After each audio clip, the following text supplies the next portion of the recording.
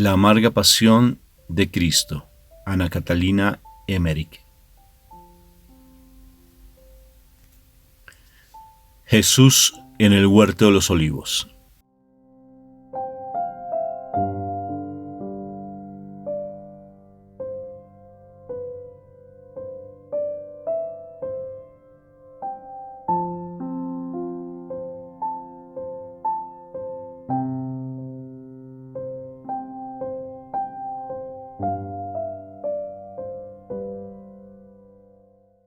Cuando Jesús, después de instituir el Santísimo Sacramento de la Eucaristía, salió del cenáculo, acompañado de los 11 apóstoles, su alma estaba profundamente turbada y su tristeza iba en aumento.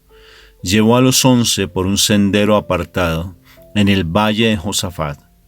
Cuando abandonaron la casa, yo vi la luna, aún no del todo llena, levantarse sobre la montaña.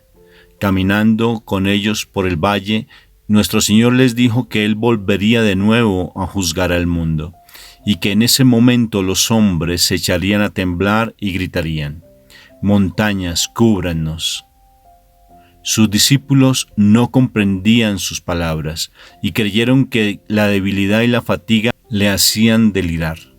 También les dijo: «Esta noche seréis escandalizados por mi causa, pues está escrito: heriré al pastor y sus ovejas serán dispersadas. Pero cuando resucite os precederé a Galilea».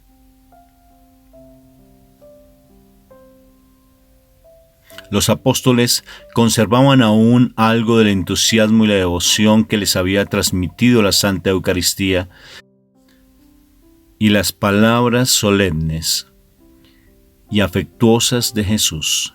Se acercaban a Él y le expresaban su amor de diferentes maneras, diciendo que jamás le abandonarían. Pero Jesús continuó hablándoles del mismo modo. Pedro dijo: «Aunque todos se escandalizaren por tu causa, yo nunca me escandalizaré». El Señor le recordó su profecía de que antes de que el gallo cantara, lo negaría 3 veces. Pero Pedro siguió insistiendo: «Aunque tuviera que morir contigo, yo nunca te negaría». Los demás decían lo mismo, iban caminando y parándose alternativamente mientras hablaban. Pero la tristeza de Jesús seguía incrementándose. Los apóstoles intentaban consolarlo con argumentos humanos, asegurándole que lo que preveía no iba a suceder.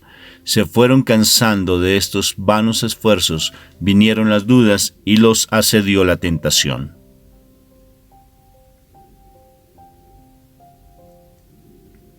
Atravesaron el torrente Cedrón, no por el puente por donde unas horas más tarde iba a ser conducido preso Jesús, sino por otro, pues habían dado un rodeo. Getsemaní, a donde se dirigían, estaba a media legua del cenáculo. Desde este hasta la gran puerta del valle de Josafat había 1/4 de legua, y otro tanto desde allí hasta Getsemaní. El lugar llamado Getsemaní, donde Jesús había pasado algunas de las últimas noches con los discípulos, era un gran huerto rodeado por un seto, aunque únicamente crecían allí unos árboles frutales y flores. Fuera de él habían pocas edificaciones abandonadas. Los apóstoles y algunas de otras personas tenían una llave de este huerto, y era utilizado por ellos a veces como lugar de recreo y otras de oración. Se habían hecho en él unas chozas con rama. 8 de los apóstoles, a los cuales se unieron más tarde otros discípulos que estuvieron habitando en ellas. El huerto de los olivos estaba separado del de Getsemaní por un camino.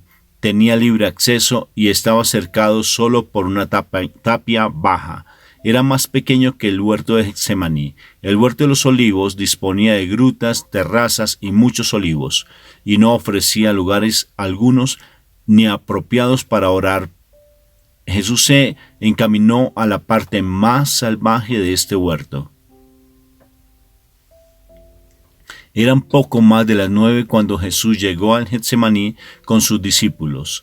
La luna había salido y ya iluminaba el cielo. Aunque la tierra estaba completamente oscura, Jesús estaba cada vez más triste y advertía de la proximidad a los discípulos de lo que iba a suceder. Ellos se sentían sobrecogidos y Jesús dijo a 8 que les acompañaban que si quedasen en Getsemaní mientras él iba a rezar. Llegó consigo solo a Pedro, Juan y Santiago, y con ellos entró en el huerto de los olivos. No hay palabras para describir la pena que oprimía su alma, pues el tiempo de la prueba se acercaba. Juan le preguntó cómo él, que se había mostrado siempre tan sereno, podía estar tan abatido.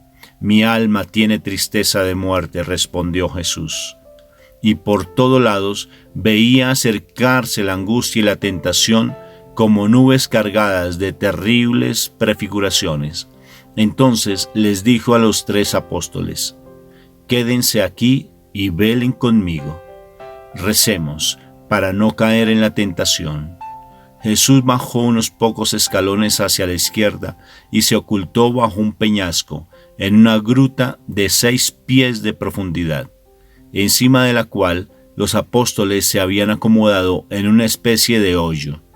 El terreno se inclinaba ligeramente y las plantas que habían crecido sobre el peñasco de la gruta formaban una especie de cortina a la entrada, de modo que no podía ser visto.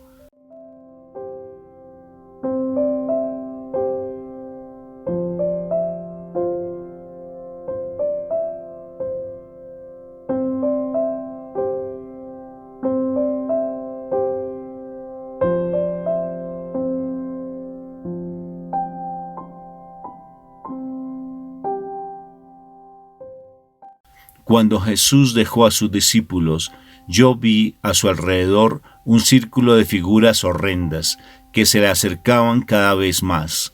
Sintiendo tristeza y la angustia de su alma en aumento, temblando, penetró en la gruta para orar, como un hombre que busca abrigo bajo la tempestad. Pero las horribles visiones lo seguían y eran cada vez más vívidas.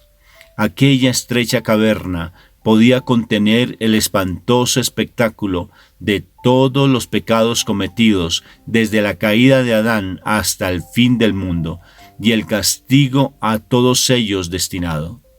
A ese mismo sitio, al monte de los olivos, habían ido Adán y Eva tras ser expulsados del paraíso, y en esa misma gruta habían gemido y llorado. Sentí como si Jesús, al entregarse a la divina justicia en pago de nuestros pecados, de algún modo retornara al seno de la Santísima Trinidad. Así, concentrado todo él en su pura y amante e inocente humanidad, armado solo de la fuerza de su amor inefable, la sacrificaba a las angustias y los padecimientos. Postrado en tierra, sumergido en un mar de tristeza, todos los pecados del mundo se le aparecieron bajo infinitas formas en toda su auténtica deformidad. Él los tomó todos sobre sí y ofrecióse en oración a la justicia de su Padre Celestial para pagar esa terrible deuda. Pero Satanás, entronizado en medio de todos esos horrores, con diabólica alegría, dirigía su furia contra Jesús y, mostrando ante sus ojos visiones cada vez más espantosas, gritaba a su adorable humanidad: ¿también vas a tomar esto sobre ti? ¿Sufrirás con tu castigo? ¿Estás listo para pagar por todo esto? Y entonces se abrió el cielo, y de él surgió un rayo semejante a una vía luminosa. Era una procesión de ángeles que bajaban hasta Jesús, y vi cómo lo consolaban y fortalecían. El resto de la gruta permanecía llena de las horrendas visiones de nuestros crímenes. Jesús los tomó todos ellos sobre sí, pero su adorable corazón, rebosante del más perfecto amor de Dios y de los hombres, se ahogaba bajo el peso de tanta abominación. Cuando esa multitud de iniquidad pasó sobre su alma como un océano, Satanás puso ante él, como en el desierto, innumerables tentaciones, se atrevió incluso a presentar contra el Salvador una serie de acusaciones diciendo: ¿cómo, tú que no eres tan puro, quieres tomar todo esto sobre ti? Entonces, con infernal imprudencia, lo culpaba de inimaginarios crímenes, le reprochaba las faltas de sus discípulos, los escándalos que ellos habían provocado, la perturbación que habían causado en el mundo, renunciando a los usos antiguos. Ningún fariseo, ni siquiera el más hábil y severo, podría haber superado a Satanás.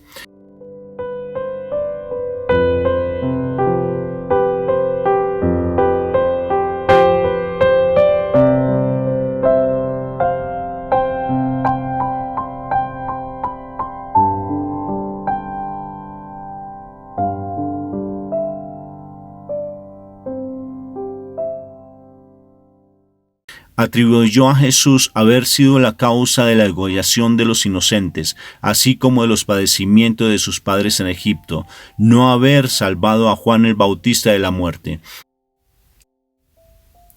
el haber desunido familias y protegido a hombres infames, haberse negado a curar a muchos enfermos, haber perjudicado a los habitantes de Gergesa, permitiendo a los poseídos por el diablo entrar en sus tinas y a los demonios precipitar sus cerdos en el mar, haber abandonado a su familia, dilapidado los bienes de su prójimo. En una palabra, Satanás presentó ante Jesús, para turbarlo, todo lo que en el momento de la muerte hubiese reprochado a un hombre cualquiera, que hubiese llevado a cabo todas esas acciones sin un motivo superior, pues no mencionaba que Jesús fuese el Hijo de Dios, y lo tentaba solo como si fuera el más justo de los hombres.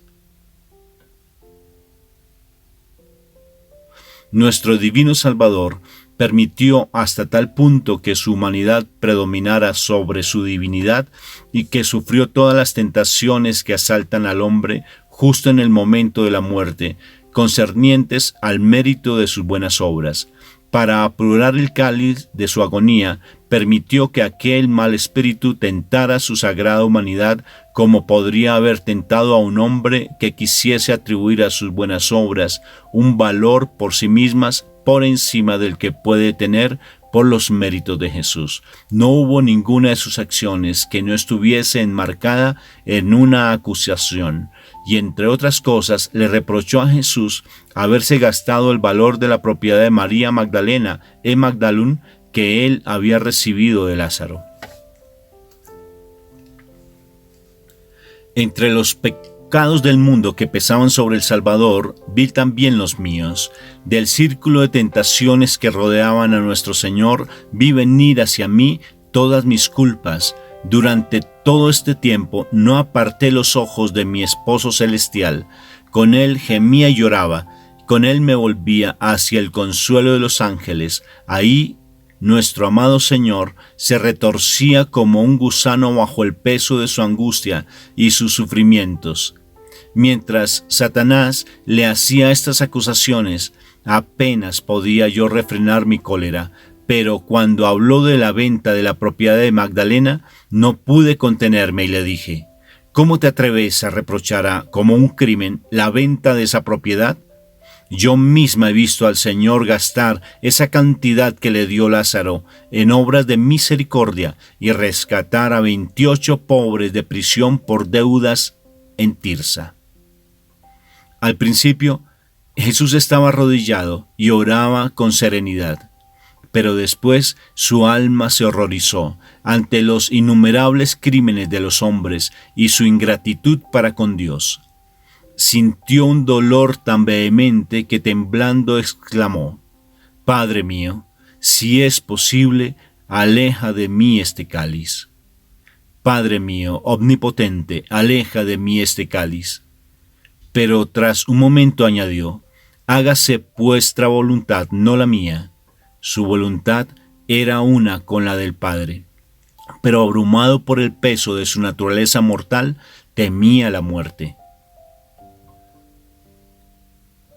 Yo vi la caverna donde él estaba de rodillas, llena de formas espantosas. Vi todos los pecados, toda la maldad, todos los vicios, todos los tormentos, todas las ingratitudes que oprimían al Salvador, el espanto de la muerte, el terror que sentía como hombre ante los padecimientos de la expiación. Asediaban su divina persona bajo la forma de pavorosos espectros. Sus rodillas vacilaban, juntaba las manos, su cuerpo estaba inundado de sudor y el horror lo hacía estremecer. Por fin se levantó. Las rodillas le temblaban tanto que apenas podía sostenerlo. Estaba pálido, su fisonomía completamente trastornada, lívido los labios y erizados los cabellos. Eran cerca de las 10 cuando se puso de pie y tambaleándose, dando traspiés a cada paso, bañado en sudor frío, se dirigió hacia donde estaban los 3 apóstoles. Fue ascendiendo como pudo desde la gruta hasta ellos. Rendidos de fatiga, de tristeza y de inquietud, se habían quedado dormidos. Jesús iba a buscarlos, como un hombre angustiado cuyo terror lo lleva junto a sus amigos, pero también como el buen pastor que, consciente de la cercanía de un peligro, visita a su rebaño amenazado. Pues Jesús no ignoraba que también ellos sufrían la angustia y la tentación. Las visiones horribles lo acompañaron también en ese corto tramo. Al llegar, hallándolos dormidos, juntó las manos, cayó de rodillas junto a ellos y, lleno de tristeza e inquietud, dijo: «Simón, ¿duermes?». Despertándose al punto se levantaron, y Jesús les dijo en su desolación: «¿Ni siquiera una hora podían velar conmigo?». Cuando lo vieron de aquel modo, descompuesto, pálido, tembloroso y empapado en sudor, y oyeron su voz alterada y casi inaudible, no supieron qué pensar.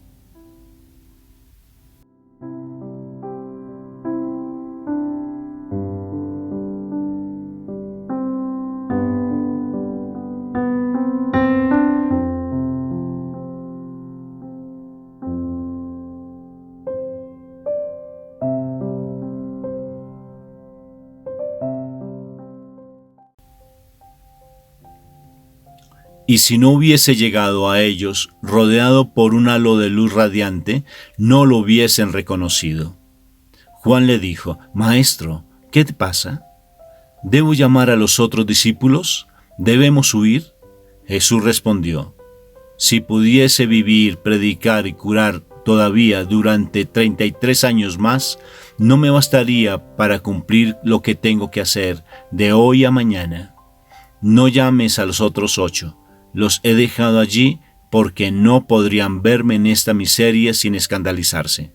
Caerían en tentación, olvidarían lo que ha pasado y dudarían de mí. Vosotros habéis visto al Hijo del Hombre transfigurado, así que también podréis verlo en la oscuridad y en el naufragio de su espíritu. Pero velad y orad para no caer en la tentación, porque el espíritu está presto, pero la carne es débil». Con estas palabras se refería tanto a él como a ellos. Quería así exhortarlos a la perseverancia y advertirles del combate que su naturaleza humana iba a librar contra la muerte, y también de la causa de su debilidad. En su tristeza les habló de muchas cosas y pasó casi un cuarto de hora con ellos. Después se volvió Jesús a la gruta, con su angustia siempre en aumento, mientras sus discípulos tendían las manos hacia él, lloraban, oraban y se abrazaban a sí mismos y decían: «¿Qué tiene? ¿Qué le ha sucedido?». Parece hallarse en la más completa desolación. Se cubrieron la cabeza y empezaron a orar, llenos de ansiedad y de tristeza. Desde que Jesús entró en el huerto de los Olivos, había transcurrido cerca de 1 hora y media. En efecto, como dicen las Escrituras, ¿ni siquiera habéis podido velar conmigo 1 hora? Aunque estas palabras no deberían tomarse literalmente, ni aplicar nuestra manera de contar el tiempo, Los 3 apóstoles que estaban con Jesús habían orado primero y luego se habían quedado dormidos, tras caer en la tentación de la falta de confianza en Dios. Los otros 8, que habían permanecido fuera del huerto, no dormían. La tristeza y el sufrimiento que encerraban las últimas palabras de Jesús habían llenado sus corazones de funestos presagios y erraban por el monte de los Olivos, buscando algún lugar donde esconderse en caso de peligro. En la ciudad de Jerusalén se veía poca actividad. Los judíos estaban en sus casas, ocupados en los preparativos de la fiesta. Pero pude ver allí a amigos y discípulos de Jesús que caminaban juntos ansiosos, conversando en susurros, inquietos, como si estuviesen inquietos esperando un gran acontecimiento. La madre del Señor, Magdalena, Marta, María, hija de Cleofás, y María Salomé habían ido desde el cenáculo hasta la casa de María, la madre de Marcos. María, que había oído lo que decían sobre Jesús, quiso ir a la ciudad con sus amigas para saber noticias suyas. Lázaro, Nicodemo, José de Arimatea y algunos parientes de Hebrón fueron a verla para intentar tranquilizarla. Pues habiendo tenido conocimiento de las terribles predicciones de Jesús en el cenáculo, habían ido a informarse sobre la casa de los fariseos y los conocidos suyos, y no habían oído para prepararse nada contra el Señor. Desconocedores de la traición de Judas, le dijeron a María que el peligro no era muy grande, que no atacarían a Jesús tan cerca de la fiesta. Las santas mujeres se volvieron a casa de María, madre de Marcos.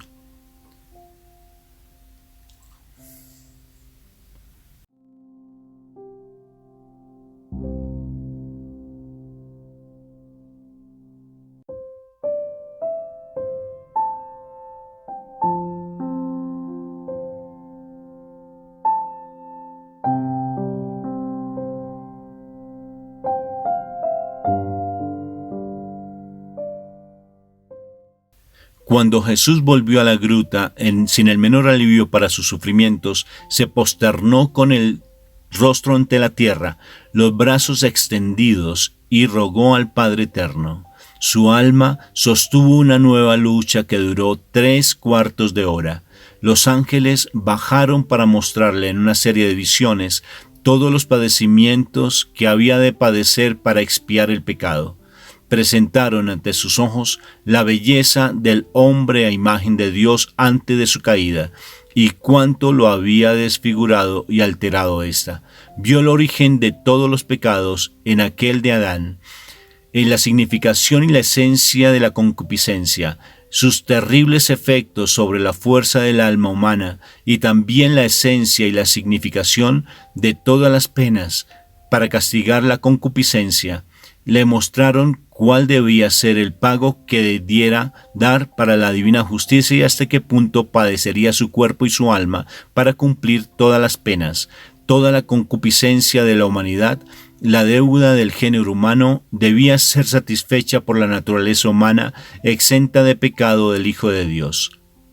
Los ángeles le enseñaron todas estas cosas bajo diversas formas, y yo entendía todo lo que ellos decían, aunque no oía su voz. Ningún lenguaje puede expresar el dolor y el espanto que inundaron el alma de Jesús a la vista de esta terrible expiación. Su sufrimiento fue tan grande que un sudor de sangre brotó de todos los poros de su cuerpo. Mientras la adorable humanidad de Cristo estaba sumergida en esta inmensidad de padecimientos, los ángeles parecían tener un momento de compasión. Hubo una pausa y noté que ellos deseaban ardientemente consolar a Jesús, por lo que oraron ante el trono de Dios. Hubo un instante de lucha entre la misericordia y la justicia de Dios y el amor que se sacrificaba a sí mismo. Se me permitió ver una imagen de Dios, pero no como tantas veces sentado en un trono, sino en una forma luminosa.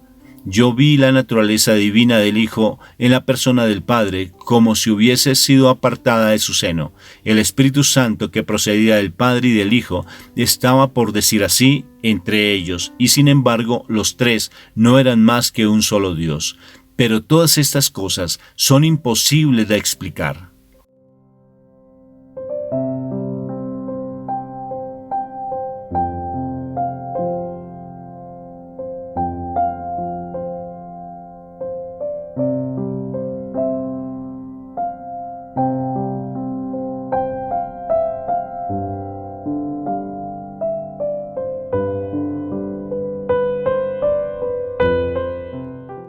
Fue más bien una percepción interna que una visión con formas distintas. Me parecía que la divina voluntad de nuestro Señor se retiraba del Padre para que fuese solo su humanidad la que cargase con todos los padecimientos, como si la voluntad humana de Jesús le pidiese a su Padre que se alejase de él. Vi todo esto a la vez que la compasión de los ángeles cuando desearon consolar a Jesús, y en efecto sintió en ese instante algún alivio. Entonces todo desapareció y los ángeles abandonaron al Señor, cuya alma iba a sufrir nuevos asaltos. Cuando nuestro Redentor en el Monte de los Olivos quiso poner a prueba y dominar la violenta concupiscencia de la naturaleza humana hacia el dolor y la muerte, que no es más que una porción de todo el padecimiento, que le fue permitido al tentador ponerle a prueba como lo hace con cualquier hombre que quiere sacrificarse por una causa santa. En la primera parte de la agonía, Satanás le mostró al Señor la enormidad de la deuda que tenía que satisfacer y llevó su maldad hasta buscar culpas en los propios actos del Salvador. En la segunda parte de la agonía, Jesús vio en toda su amplitud y amargura el padecimiento expiatorio requerido para satisfacer a la justicia divina. Esto le fue presentado por los ángeles, pues no corresponde a Satanás enseñar que la expiación es posible. El padre de la mentira y la desesperación no puede presentar los frutos de la misericordia divina. Habiendo salido victorioso Jesús de todos los asaltos, por su entera y absoluta sumisión a la voluntad del Padre, una nueva sucesión de horribles visiones le fue presentada. La duda y la inquietud que el hombre a punto de ser un sacrificio siempre experimenta asaltaron el alma del Señor, que se hizo a sí mismo esta terrible pregunta: ¿qué resultará de este sacrificio? Y el más espantoso panorama desplegado ante sus ojos vino a llenar de angustia su amante corazón.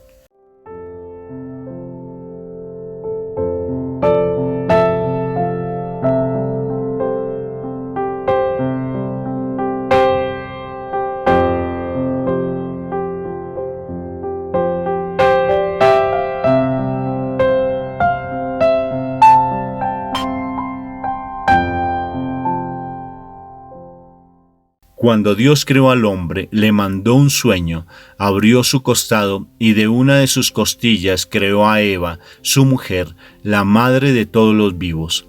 Una vez creada, la condujo ante Adán y exclamó: «Esta es carne de mi carne y del hueso de mis huesos». El hombre abandonará a su padre y a su madre para unirse a su mujer y serán dos en una sola carne. Ese fue el matrimonio del cual se ha escrito: este es un gran sacramento en Jesucristo y en su iglesia. Jesucristo, el nuevo Adán, también quería que sobre él viniese el sueño, el de su muerte en la cruz, y que de su costado abierto surgiese la nueva Eva, su esposa virginal, la iglesia, madre de todos los vivos, y quería darle la sangre de su redención, el agua de la purificación y su espíritu, las tres cosas que dan testimonio sobre la tierra. Quería darle los santos sacramentos para que fuese una esposa pura, santa y sin tacha. Él quería ser su cabeza y nosotros seríamos los miembros sometidos a la cabeza, el hueso de sus huesos, la carne de su carne. Al tomar la naturaleza humana para sufrir la muerte con nosotros, abandonó también a su padre y a su madre, y se unió a su esposa la iglesia, y llegó a ser con ella una sola carne, alimentándola con el adorable sacramento de la Eucaristía, mediante el cual se une continuamente con nosotros. Quería permanecer en la tierra con su iglesia hasta reunirnos a todos en su seno por medio de él, y le dejó dicho: las puertas del infierno no prevalecerán sobre ella.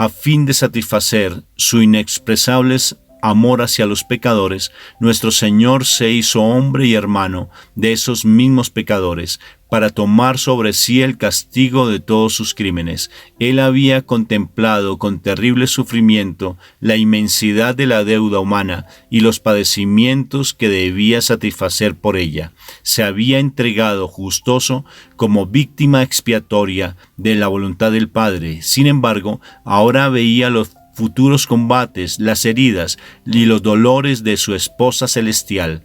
Veía, en fin, la ingratitud de los hombres.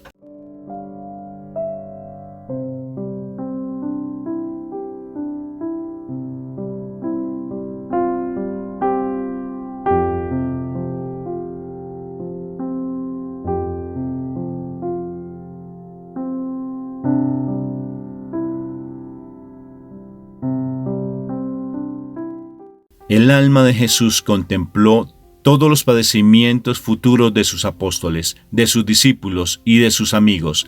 Vio la iglesia primitiva tan pequeña y luego, a medida que iba creciendo el número de sus seguidores, vio llegar las herejías, los cismas, la nueva caída del hombre por el orgullo y la desobediencia. Vio la ambición, la corrupción y la maldad de un número infinito de cristianos, la mentira, los engaños de todos los orgullosos doctores, los sacrilegios de tantos sacerdotes viciosos y las fatales consecuencias de todos estos pecados, la abominación y la desolación en el reino de Dios, en el santuario de la ingrata humanidad que Él quería redimir con su sangre, con el costo de indecibles sufrimientos.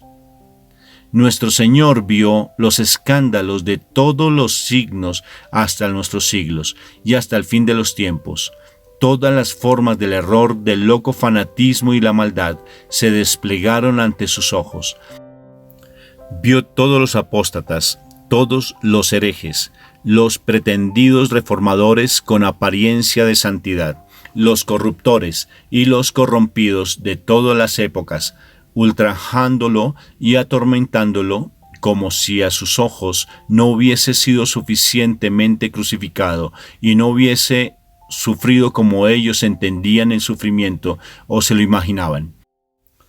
Ante él, todos rasgaban las vestiduras de su iglesia, muchos lo maltrataban, lo insultaban y renegaban de él. Muchos, al oír su nombre, alzaban los hombros y meneaban la cabeza en señal de desprecio, rechazaban la mano que él extendía y se volvían a sumergir en el abismo. Vio a innumerables hombres que no se atrevían a renegar de él abiertamente, pero que se alejaban con disgusto ante las plagas de su iglesia. Como el levita ignoró al pobre asaltado por los ladrones, se alejaban de su esposa herida, como hijos cobardes y sin fe abandonan a su madre en mitad de la noche a la vista de los ladrones, a quienes su propia negligencia o su maldad ha abierto la puerta. Vio todos esos hombres tantas veces alejadas de su verdadera viña y tendidos entre los racimos silvestres, y otras tantas como un rebaño extraviado, abandonado a los lobos, conducido por mercenarios a los malos pastos, y negándose incluso a entrar en el rebaño del buen pastor que da la vida por sus ovejas. Todos ellos erraban sin patria en el desierto, entre tormentas de arena. Estaban determinantemente obstinados en no ver su ciudad edificada sobre la montaña, donde no podía esconderse, la casa de su esposa, su iglesia erigida sobre la roca junto a la cual había prometido permanecer hasta el fin de los tiempos. Edificaban sobre la arena chozas que continuamente hacían y deshacían, pero en las cuales no había ni altar ni sacrificios. Colocaban veletas sobre los tejados y sus doctrinas cambiaban con el viento. Por eso se enfrentaban unos a otros, no podían entenderse porque jamás mantenían una misma posición fija.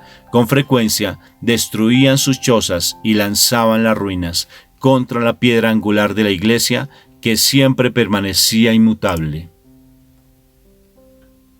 ocupando lugar preeminente en esa dolorosa prefiguración que se mostraban ante el alma de Jesús, vi a Satanás que le arrebataba con violencia a toda multitud de hombres redimidos con su sangre y santificados por la unción de su sacramento. El Salvador vio con amargo dolor toda la ingratitud, toda la corrupción de los cristianos de todos los tiempos, y durante estas visiones el tentador no cesaba de repetirle: ¿estás decidido a sufrir por estos ingratos? Mientras que las imágenes sucedían a una velocidad tan vertiginosa que una angustia indecible oprimía su alma. Jesús, el primogénito de Dios, el Hijo del Hombre, se debatía y suplicaba, caía de rodillas, abrumado, y su voluntad humana libraba un combate tan terrible contra su repugnancia a sufrir de un modo tal por una raza tan ingrata, que su sudor de sangre empezó a caer de su cuerpo a grandes gotas sobre el suelo. En medio de su amarga agonía, miraba alrededor en busca de ayuda, y parecía tomar el cielo, la tierra y las estrellas del firmamento como testigos de sus padecimientos. Jesús, en su angustia, levantó su voz y gritó de dolor. Los 3 apóstoles lo oyeron, se despertaron y quisieron ir con él. Pero Pedro detuvo a Juan y a Santiago diciéndoles: «Quédense aquí, yo voy con él». Lo vi correr y entrar en la gruta exclamando: «Maestro, ¿qué tienes?». Pero a la vista de Jesús, aterrorizado y bañado en su propia sangre, caído bajo el peso de una mortal angustia, se quedó paralizado, presa del horror. Jesús no le respondió e hizo caso omiso de él. Pedro se unió con los otros y les dijo que el Señor no le había respondido y que no hacía más que gemir y suspirar. Su tristeza aumentó, cubriéndose la cabeza y llorando, y los dos, conjuntamente con Pedro, oraron y lloraron.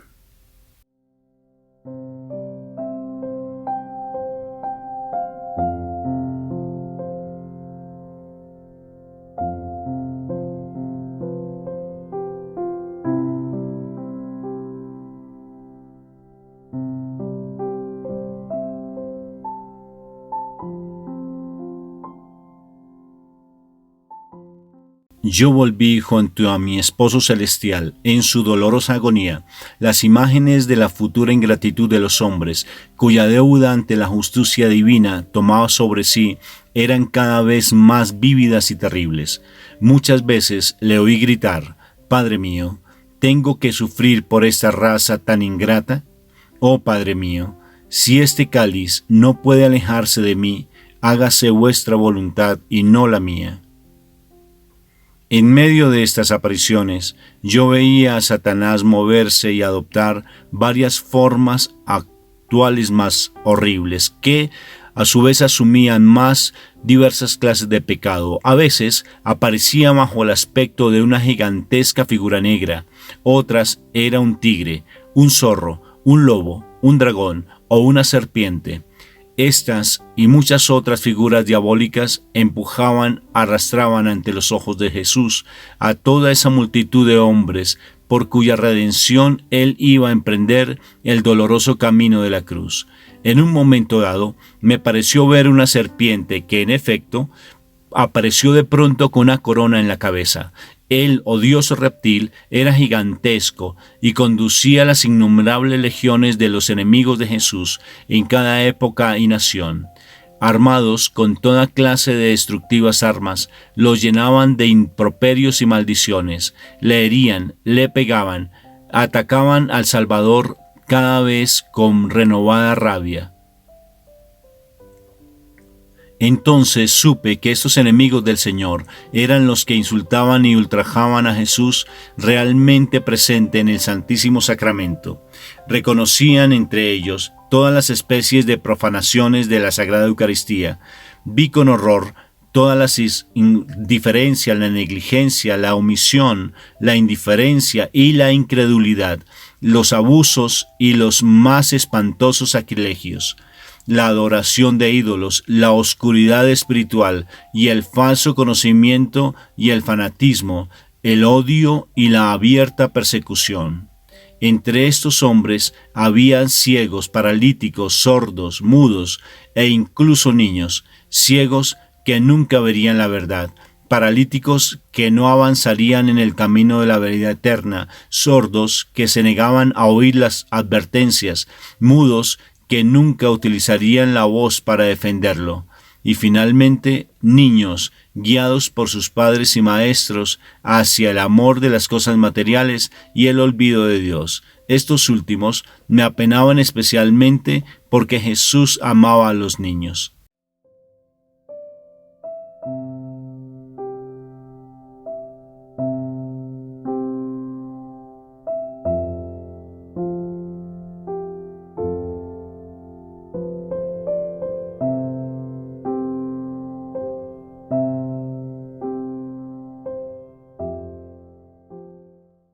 Podría hablar un año entero y no acabaría de dar cuenta de las ofrendas y las afrentas que Jesús sufría allí en el Santísimo Sacramento de la Eucaristía y a cuyo conocimiento yo llegué de esta manera.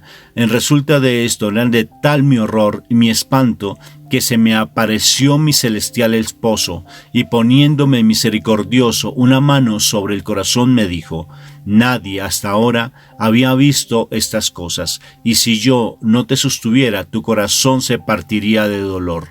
Vi las gotas de sangre cayendo sobre la cara pálida de nuestro Señor. Tenía los cabellos pegados al cráneo y la barba ensangrentada y en desorden, como si se la hubieran arrancado de su cara. Tras la visión que acabo de describir, Jesús corrió fuera de la caverna y volvió con sus discípulos, pero trastabillaba al caminar, y su aspecto era de un hombre cubierto de heridas y cargado con un gran peso. Desfallecía a cada paso. Cuando llegó donde los apóstoles, estos no estaban ya acostados, durmiendo, como la primera vez, sino que tenían la cabeza cubierta y estaban arrodillados en la posición que adopta la gente de ese país cuando está de luto o desean rezar. En esa postura dormitaban, vencidos por la tristeza y la fatiga. Jesús, temblando y gimiendo, se acercó a ellos, y ellos se despertaron. Pero cuando lo vieron a la luz de la luna, de pie delante de ellos, con la cara pálida y ensangrentada, el cabello en desorden y los ojos hundidos, en un primer momento no lo reconocieron, pues estaba indescriptiblemente cambiado. Jesús unió sus manos en actitud de ruego, y entonces los apóstoles se levantaron rápido, lo sujetaron por los brazos y lo sostuvieron con amor. Nuestro Señor les dijo, con apenado acento, que al día siguiente lo matarían, que iban a prenderlo dentro de una hora y que lo llevarían ante un tribunal donde sería maltratado, azotado y condenado a la muerte más cruel. Le rogó que consolasen a su madre y que también a Magdalena. Ellos no replicaron, pues no sabían qué decir. Tan grandemente los había asustado su presencia y sus palabras. Por otra parte, aún creían que estaba delirando. Cuando quiso volver a la gruta, no tuvo fuerzas para caminar. Juan y Santiago tuvieron que llevarlo. Eran alrededor de las 11:15 cuando lo dejaron allí y volvieron con Pedro.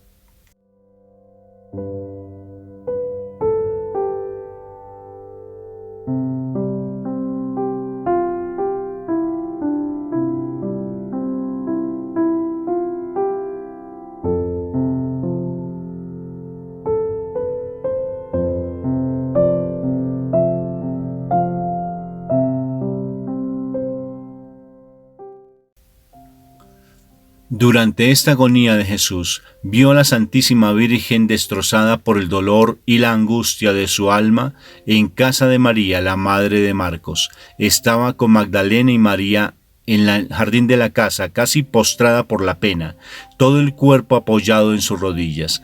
Varias veces perdió el conocimiento, pues vio espiritualmente muchas escenas de la agonía de Jesús. Había enviado un mensajero a buscar noticias de él, pero, no pudiendo esperar su regreso, se fue con Magdalena y Salomé hasta el valle de Josafat. iba cubierto con un velo y con frecuencia extendía sus brazos hacia el monte de los Olivos, pues veía en espíritu a Jesús bañado en sudor de sangre y parecía que con sus manos extendidas quisiera limpiar la cara de su hijo. Vi estos movimientos interiores de su alma, dirigiéndose hacia Jesús, quien pensó en ella y volvió sus ojos hacia su dirección para pedir ayuda. Vi esta comunicación espiritual entre ambos bajo la forma de rayos que iban del uno al otro.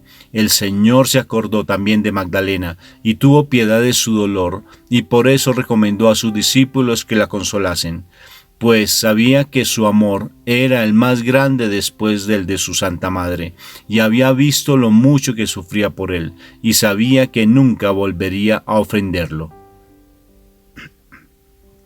En aquel momento, los 8 apóstoles fueron a la cabaña de ramas de Getsemaní, conversaron entre sí y acabaron por dormirse. Se sentían indecisos, desanimados y atormentados por la tentación.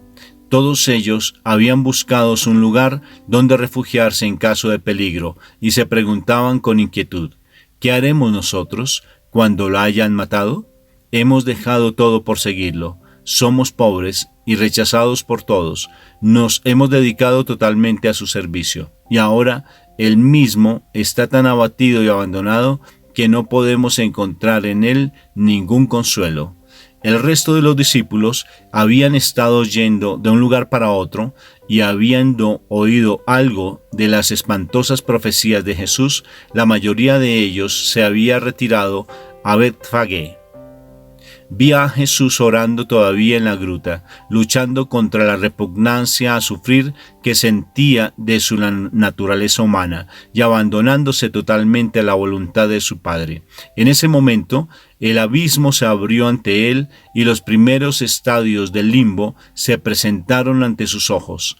Vio a Adán y Eva, a los patriarcas y profetas, a los justos, a los padres de su madre y a Juan el Bautista, esperando su llegada al mundo inferior con tal intensidad que esta visión fortaleció y reanimó su coraje.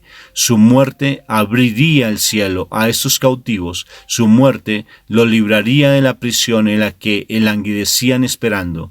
Cuando Jesús miró con tan profunda emoción a estos santos del mundo antiguo, los ángeles le presentaron todas las legiones de los bienaventurados de las edades futuras, que juntando sus esfuerzos a los méritos de su pasión, debían reunirse por medio de él con el Padre Celestial.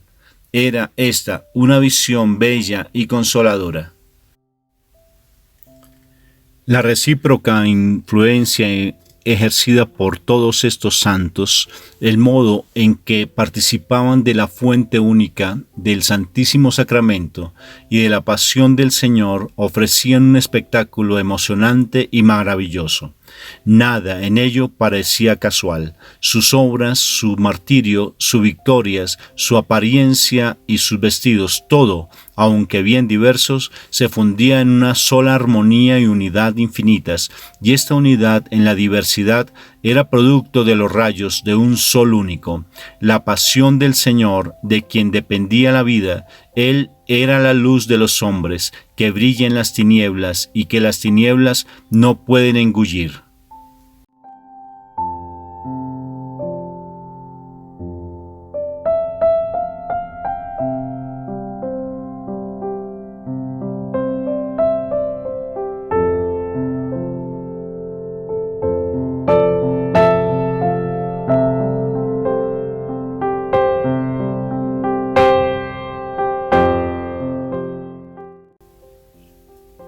Pero estas visiones consoladoras desaparecieron y los ángeles desplegaron ante él las escenas de su cercana pasión terrenal. Vi con él cada imagen claramente definida, desde el beso de Judas hasta sus últimas palabras sobre la cruz. Vi allí, en una sola visión, todo lo que veo en las meditaciones de la pasión. Y Jesús vio la traición de Judas, la huida de los discípulos, los insultos ante Anás y Caifás, la negación de Pedro, el tribunal de Pilato, los insultos de Herodes, los azotes, la corona de espinas, la condena a muerte, el acarreo de la cruz, el paño de lino de Verónica, la crucifixión, los insultos de los fariseos, el dolor de María, de Magdalena, de Juan, la lanza en su costado y su muerte. En pocas palabras, cada escena de la pasión le fue mostrada en cada minucioso detalle. Él lo aceptó todo voluntariamente, ofreciéndolo todo por amor a los hombres. Él también vio y sintió cada momento de sufrimiento de su madre, cuya emoción interior con la agonía de su hijo era tan completa que ella se desmayó en brazos de sus amigas. Cuando las visiones de su pasión hubieron acabado, Jesús cayó sobre su cara como un moribundo. Los ángeles desaparecieron. El sudor de sangre corrió más abundante y empapó todas sus vestiduras. La más profunda oscuridad reinaba en la caverna. Vio a un ángel bajar hacia Jesús.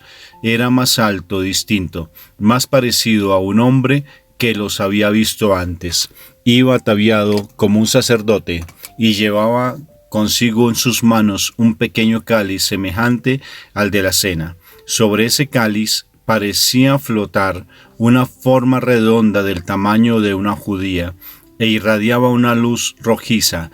El ángel, sin tocar el suelo, con los pies extendió la mano derecha hacia Jesús, quien se enderezó, y el ángel colocó en su boca este alimento misterioso y le dio a beber del pequeño cáliz luminoso. Después desapareció.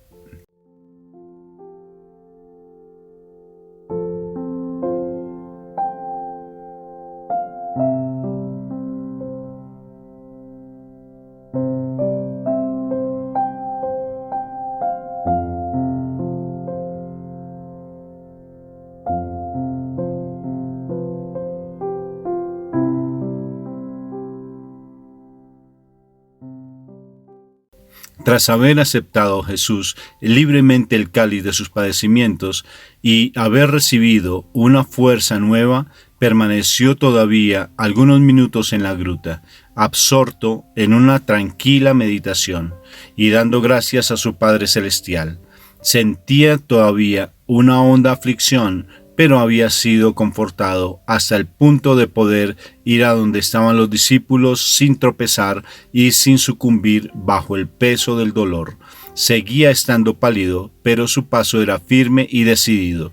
Se había limpiado la cara con un paño y recompuso los cabellos que le caían sobre la espalda, apelmazados y empapados de sangre. Cuando Jesús llegó junto a sus discípulos, estos estaban acostados como la primera vez, tenían la cabeza cubierta y dormían. Nuestro Señor les dijo que no era tiempo de dormir, que debían despertarse y orar. He aquí que llega la hora en que el Hijo del Hombre será entregado en manos de los pecadores. Levantados y vamos, porque el traidor está a punto de entregarme. Más le valdría no haber nacido. Los apóstoles se levantaron asustados, mirando alrededor con inquietud. Cuando se serenaron un poco, Pedro dijo con vehemencia: «Maestro, voy a llamar a los demás, así te defenderemos». Pero Jesús le señaló algo a lo lejos, en el valle, al lado opuesto del torrente del Cedrón. Una tropa de hombres armados se acercaba con antorchas, y Jesús les dijo que uno de esos hombres era quien le había denunciado. Les anunció todavía con mucha serenidad y les exhortó a consolar a su madre y les dijo: «Vayamos a su encuentro, me entregaré sin resistencia a mis enemigos». Entonces salió del huerto de los olivos con sus 3 discípulos y fue al encuentro de los soldados en el camino que quedaba entre el huerto y el Getsemaní. Cuando la Santísima Virgen volvió en sí, entre los brazos de Magdalena y de Salomé, algunos discípulos que habían visto a los soldados acercarse, fueron a buscarla y la llevaron a casa de María, la madre de Marcos. Los soldados tomaron un camino diferente, más corto, que había seguido Jesús al dejar el cenáculo. Las manos de Jesús quedaron impresas en la piedra de la gruta en la que estuvo orando. Esta gruta llegó a ser más adelante objeto de veneración, aunque no se sabe muy bien de cuándo son esas marcas. A menudo he visto impresiones en la roca dejadas por los profetas del Antiguo Testamento, por Jesús, María, algunos de los apóstoles, el cuerpo de Santa Catalina de Alejandría en el monte Sinaí y por algunos otros santos. No suelen ser muy profundas, ni los contornos están claramente definidos. Parecen más bien las marcas que podrían dejar la presión de algo sólido sobre una masa.